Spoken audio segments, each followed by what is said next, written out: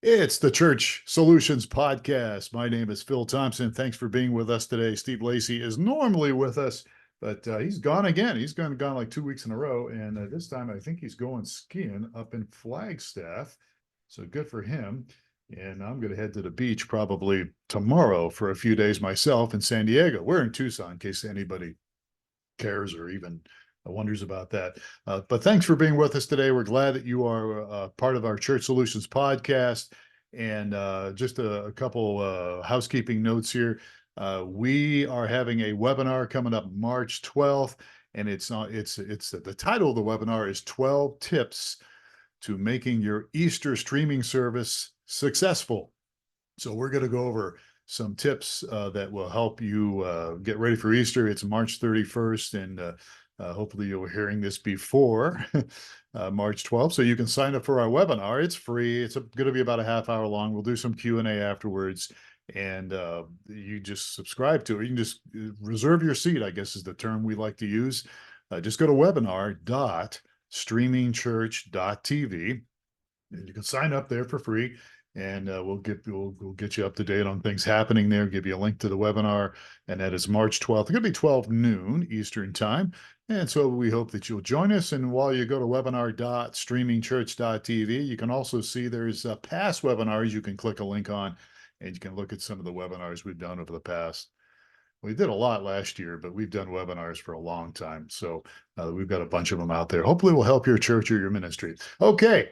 Well, without further ado, let me get to our guest today. This is episode number 420, and today's returning guest, I can't believe it's been almost 7 years since the last time we had him on. He is a person that was fascinated but with sound as well as electricity from a very early age. He's got a love for music and technical gear, and he's actually made sound engineering and systems integration part of his natural pursuit. He loves it. He has spent the last 25 years performing and touring in bands as a drummer, also mixing live sound for churches, schools, and theaters, and also working as an audio systems and installer and designer. He's a jack of all trades. He's definitely involved in all these technical fields, but one of the things that our guest loves the most, and that is making things simple, easy to use for everyday people like you and me. And he's got a passion for this. He wrote a book. He's written several books. One of them is called Great Church Sound, Great Church Sound. And he's got other books. And again, they're available all over the place, different languages, and colleges use them, universities use them. So, hey, you might want to check it out. Great Church Sound. So, please welcome to the Church Solutions podcast again, James Wasem. James, how are you today? Howdy, I'm doing great, Phil. Thanks for having me back. It's great to be here. And yeah, hard to believe it's been 7 years. Yeah, that's pretty wild. It's been a while. I don't know why. I always say, whenever we do a guest, hey, we'll have you back on soon, and then Right. 7 or 8 years pass and we don't have you on. But we're glad we got you on today because audio. I want to talk about mixing audio again for your streaming video. I mean, audio is so important, and of course, we're a company, streamingchurch.tv, that provides streaming video for our customers, for churches and ministries, and unfortunately, we tend to run across this a lot with many ministries and churches. Is the video is not bad; it's dialed in pretty good, but the audio it can be a little rough sometimes. And so, I want to talk a little bit about that because audio is so important. And I've always rung this bell that audio is, I mean, in some ways, maybe even a little more important in your video. And I don't know if you agree with that or not, but we'll get into that. But it's important. So let me jump in and ask you a couple of questions. What's really the common mistakes that you see churches make when it comes to mixing their audio with their live streaming events, and how can those things be avoided? Well, one of the big ones is not actually checking the levels that are on the stream, right? So we listen on headphones at the mixing console or maybe even at the computer, and we're like, oh, great. Yep. Sounds good. We're good. Sound check's great. Line checks are good. Let's push it out. And then nobody thinks to pull it up on a phone, listen to it through Bluetooth speakers, or pull it up on a speakerphone or whatever device people are listening on. And let's face it, more often than not, it's going to be a mobile device of some type, or an iPad or tablet or something. Maybe you're at your computer with speakers, but most of the time it's through headphones. And if your live stream doesn't sound good through these little tiny earbuds, people are going to tune out. I mean, it's just it's a fact of life. I mean, think about your recent phone conversations or Zoom calls or whatever, where the audio has been glitchy. How often were you like, oh yeah, I'll sit through this for an hour? No, I'm gone. I'm leaving because I can't hear, I can't comprehend, I can't engage with that. And so audio, I believe, and I am biased, but I believe it's 100% way more valuable to get the audio right than the video. I'll put up with bad lighting. I'll put up with a bad camera angle. But if your audio is bad, I'm gone. It's so true. And I can relate to even just phone calls I have with people. Uh, it hasn't been too bad lately, but I run across these people that have their phone. I think they have their phone tucked in their neck or something. And so it's muffled, and I gave up that years ago. I just tell the person, hello, stop talking. You need to move your phone or something because you're muffled. Right. And especially when you're trying to do tech support for somebody and their phone is stuck down by their neck, uh, it's not a good thing. But yeah, it's really it's just so hard to tolerate, and that's why it's so important. So you've been doing this for a long time. What are some of the challenges that you have faced personally when it comes to mixing audio and live streaming? I mean, you've been in different churches. I'm assuming different Uh, ministries. What's a big challenge that yeah. you had? Well, one of the early ones, growing up in the industry and trying to learn what was going on was this mystical thing about EQ and mixing with levels. And as a young sound guy or an inexperienced sound person, I mean, I'm sure most people can relate. You think that most of mixing is actually with volume control, and that is not terribly wrong, but it's actually more important to get your frequencies balanced and things really balanced well sonically, not just with volume. It's not about how loud something is all the time. It's about how well it fits in the mix with other instruments. And I didn't fully appreciate that early on in my sound development and education. It wasn't until I really started listening to recorded music very critically, like listening, how did they build this mix? How did they make it sound so full and rich and just textured? And it wasn't that the guitar was screaming loud or the piano was, full and overpowering everything. It wasn't that at all. All the instruments sat in their place. And I ran across this book kind of that talked about three-dimensional mixing. I think it was by David Gibson, but it talks about visualization of these instruments in this three-dimensional space and how you can mix with not only levels, but panning and EQ, and then even a little bit of reverb to kind of position instruments within that mix and vocals and things like that. And that totally changed my world in terms of approaching a mix and really helped refine how I did what I did behind the console. Most churches don't have a degreed sound engineer, audio engineer. I would say most probably don't. And I'm sure there's people listening to this podcast right now saying, yeah, I know this is a challenge, but how can I learn? I don't, I can't go off and get a degree in something. What would you suggest for somebody listening to this podcast? And yeah, I want to get better at what I'm doing. Where should I start?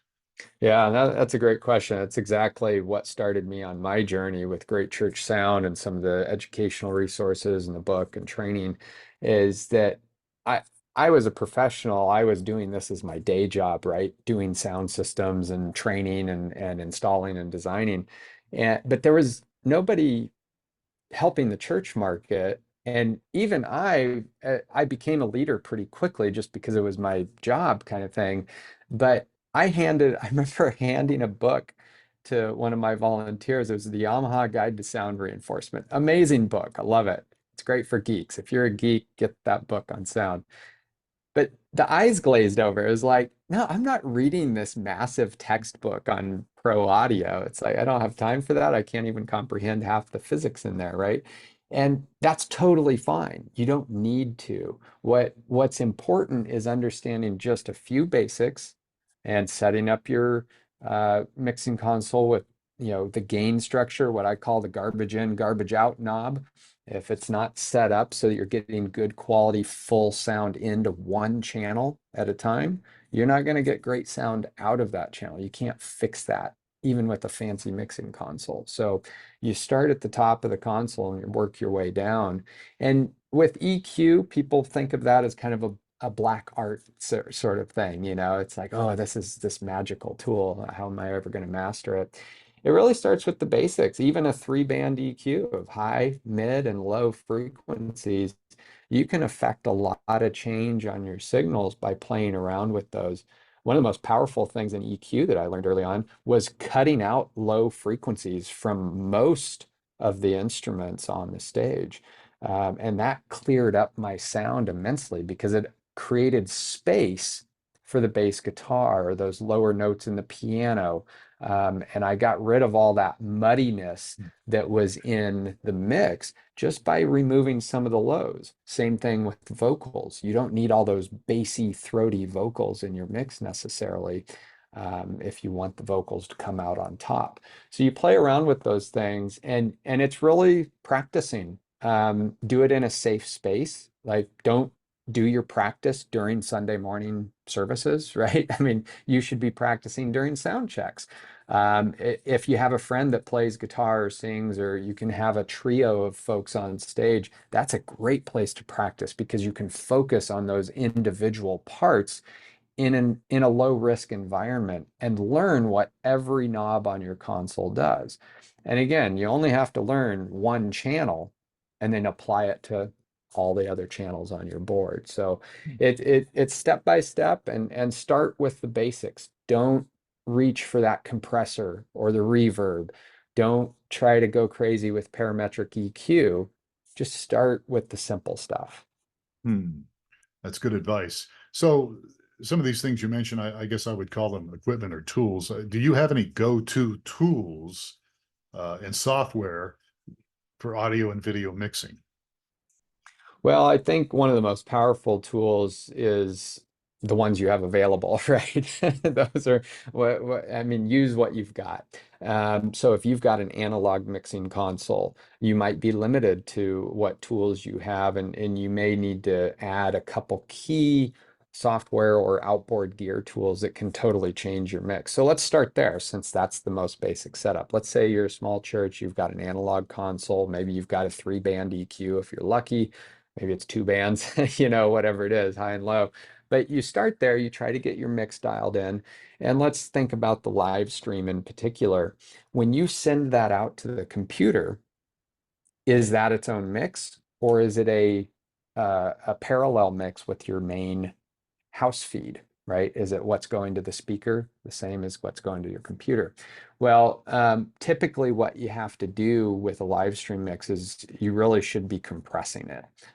Even just a little bit. I would argue mostly a lot bit. Some my go-to compression settings are somewhere between 10 to 1 or 20 to 1.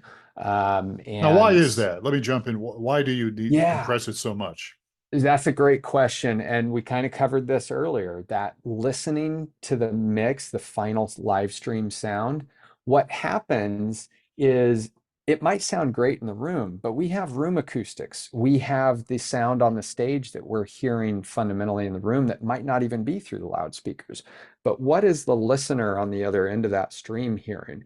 They're hearing a totally different paradigm, and that's not influenced as much by room acoustics. So what we do is we compress that signal, meaning we contain it, right? We have the floor, the bottom end of the signal, and the top end of the signal, and we bring that together so it's a nice tight audio package. So you get rid of the peaks and valleys, those differences between the loudest sound and the quietest sound, and you compress it.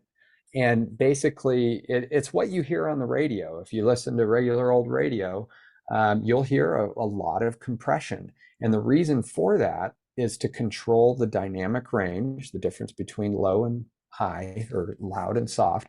And you deliver that in a very compact package so that I'm not straining to hear something that's quiet and I'm not blown out by something that's super loud.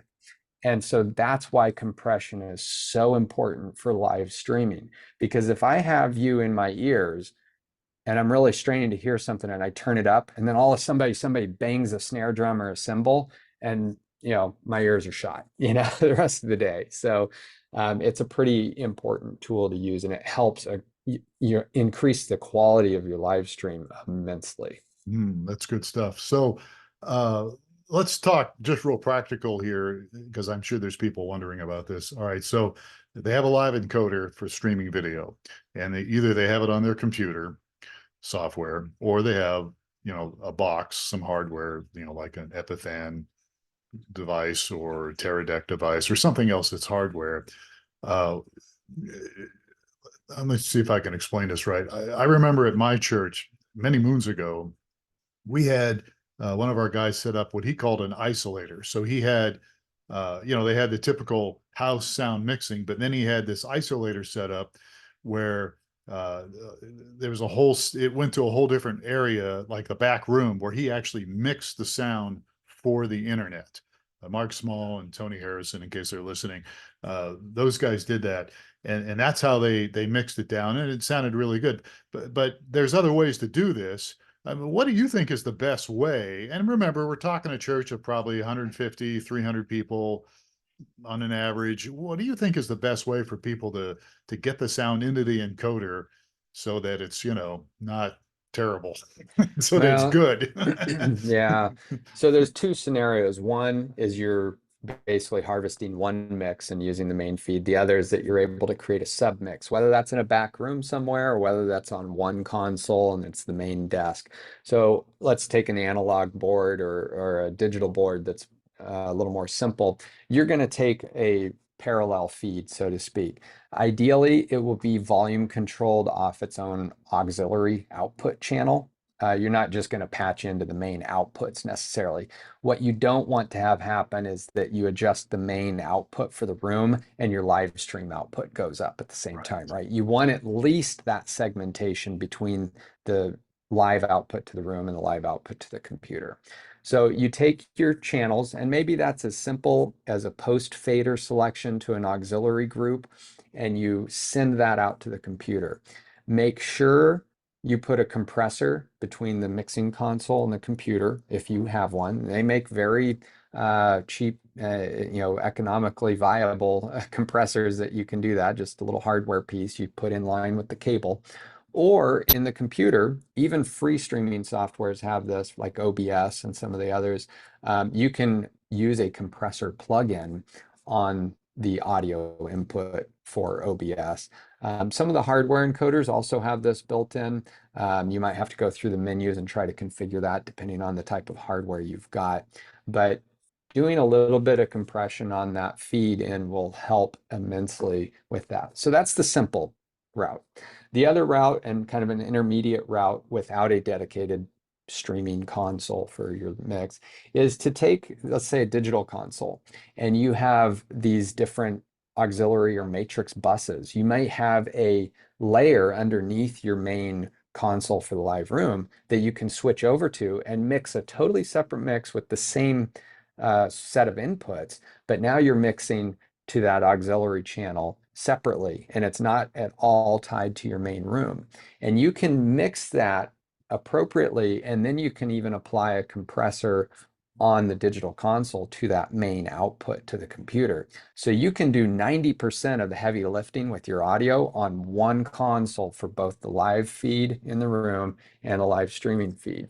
And even some of the entry-level digital consoles are offering some of that opportunity now. Allen and Heath, Behringer, some of these consoles that are very popular in small and medium-sized churches give you some of that utility.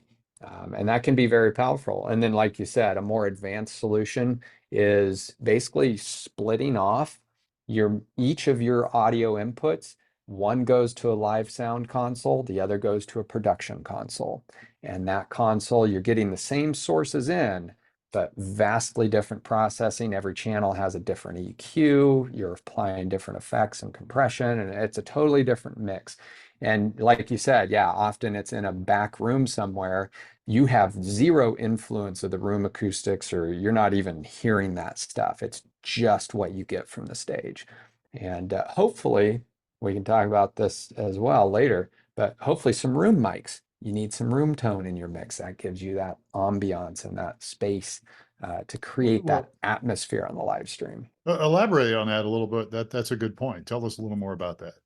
Yeah, so one of my mistakes early on with live streaming was like, well, great, everything sounds good. I've got my sources, it's clear and clean and very straightforward, right? And that works great. But it was missing something, right? I didn't feel as a listener, I would go and I would do this actually. I would walk into a totally different room, and if it helped, I'd even turn the lights off and just focus on the audio. And how was I feeling about that mix? It's like, well, technically, yes, I can hear all of these things, but did I feel like I was in the room with that mix? Was I brought into that engaging space? And most of the time I was not, because it was too sterile, right? The mix was too sterile. So how do you liven that up a bit without getting too, boomy or reverby or things like that? Well, you add some room mics. And so what you do is ideally you have a stereo pair, but you can do this with just one microphone. You put it in the room and you capture the essence of that room, some of the acoustic space. And you got to be careful because you don't mix that super loud in the mix. It's Right. underneath all this other stuff, and it adds that extra texture that helps you feel as a listener like you're in a space. You're just not there in digital nowhere listening to this sound. You're actually in a room, and it sounds like you're in a room. And you add just enough of that to give that sense of being there. You have to be careful if you're doing this on one console that does your main mix and your stream mix, because you don't want to send the room mic back into the main loudspeakers or you will get feedback, Yeah, guaranteed. yeah, yeah. I can relate to this a little bit because I was a senior pastor for a number of years and executive pastor for a long time, and a lot of time, and I did a lot of the speaking at my churches, and I can remember, and I don't know where I get this at, but I tend to inject a lot of humor in my messages, probably too much. I had somebody tell me one time, you're making a good point, and then you turn it into something funny. It's like, I'm sorry, that's just the way I am.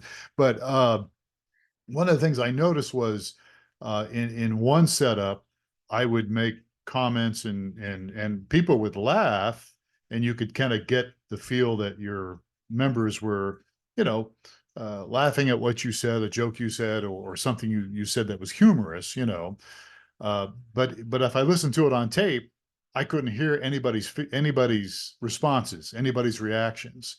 And then when we added some microphones later on, when I would crack a stupid joke, people would laugh, and you would hear it on the tape. And it's I just felt like it added to the presentation, not just my presentation, obviously, but anybody that was up there speaking. When you make a remark or say something, or if you're in a church that's really enthusiastic about what you're saying, amens, and people excited about it.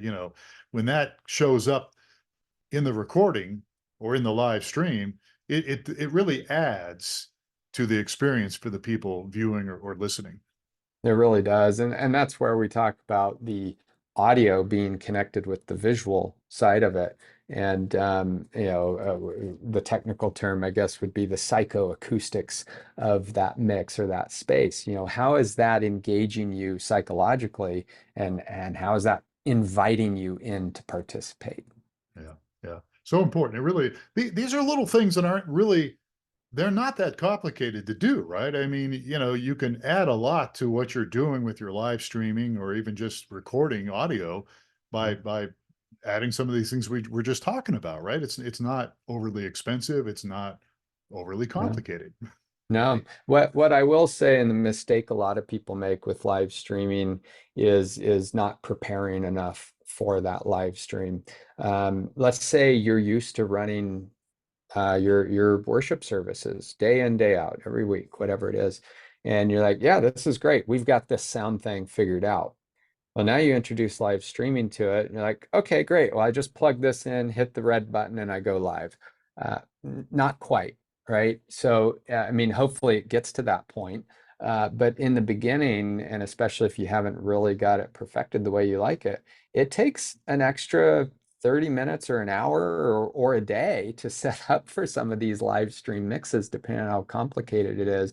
And if you're approaching this for the very first time, and especially if you're gearing up for an Easter service where you've got a lot more stuff coming or you've got a lot more things distracting you in the mixing environment, you want to be extra prepared for what that technical challenge is going to be and do more sound checks. Check every stage of that audio and video through the entire process from the microphones on stage, the mixing console, the different layers on your console, the computer, the encoding hardware, and then monitoring the live stream itself as a test all the way through from start to finish and take the time to really analyze each component. Yeah, and especially for special events like Easter coming up, or some other special service, you want to have a heads up. What's going on? Is there going to be special speakers? Is there going to be special music? Is there going to be somebody different getting up on the platform?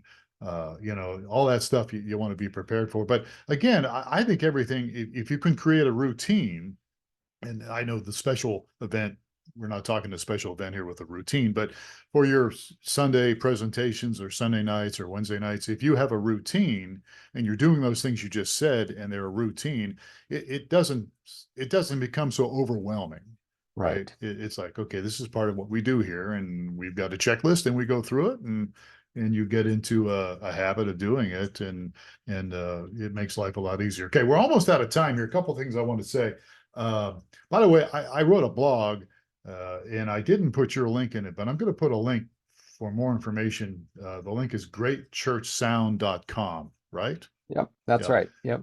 I'll put it. I wrote the blog, but by the time people hear this podcast, I'll definitely make sure uh, that if people want more information from a real expert, they can go to greatchurchsound.com, and I'll put that in the blog. And the blog is blog.streamingchurch.tv, and we've got lots of information on all sorts of stuff. Before we wrap up here, uh, here's a psychological one or whatever. And I'll skip that one. Let's talk about the future real quick. What what kind of predictions do you have when it comes to streaming and audio and streaming and the whole thing for the near future here, especially factoring in that those two letters, AI? Do you see AI involved in any of this that we're talking about, or something that we haven't even covered when it comes to audio and streaming and all that stuff? Yeah, I do think the low-hanging fruit on that, the easy one for me to think of is this goes back a ways, probably date ourselves, but pop-up video, how you'd have live streaming and you'd have all these interesting facts or things you could explore about what was being talked about. With more responsive AI and faster experiential opportunities there, you're going to be able to drill down into the content in live streaming in real time. So you'll be able to explore what was this person talking about? Where can I find out more? Can it automatically display on a sidebar relevant notes or the transcript in real time or these other adjunct things to the live stream environment? And I think the other untapped thing that we're starting to see is that you've got this more immersive environment with VR or augmented reality. So AI, VR, and AR. And you've got more and more of the opportunity in app development around delivering these experiences where you're wearing a headset or what have you, and you can actually engage that way. So you're going to see a lot more of that come out. Live streaming, as bandwidth gets better and more reliable, we're going to see more of those opportunities come out. It's still tough with live streaming because it's live, and that's the big challenge. So we have to take these in stages, but it's getting better and better every day. So I see that becoming more of a production focus as we move forward. There was a recent survey that came out, I think, a month or two ago, saying that many church leaders were still a little bit uncomfortable with AI. What's your thoughts on that from your perspective? Are you comfortable with AI? Do you think it's a good thing for the ministries and churches? Well, it's a tool like any other tool, right? I think we were uncomfortable with sound reinforcement for a long time. And so, in fact, some denominations and churches don't use live sound reinforcement at all, other than for the spoken word, maybe. Um, Others use it uh, incredibly. I mean, they wouldn't have a church without live sound, right? So I think like any tool, there's a process. And to me, most importantly, it's just like when I teach a mixing console.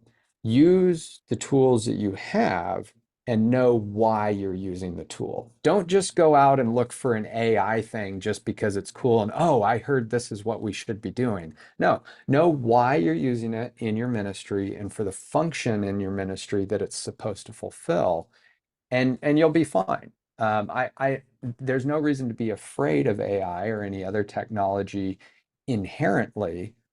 You just need to understand why you're using it and then learn the tool. Like really learn what you need to learn to use it effectively. That's the way I approach most technical challenges. Yeah, good. I think that's great advice. All right. James Wasem has been our guest today on the Church Solutions podcast, and you can go to greatchurchsound.com and check that out. Check out his books and stuff. He's got some great material that I think will really enhance what you're trying to do at your church. And James, I don't know why it took us 7 years, but we need to have you back on a little sooner. Yeah, maybe 3.5 years. There you go.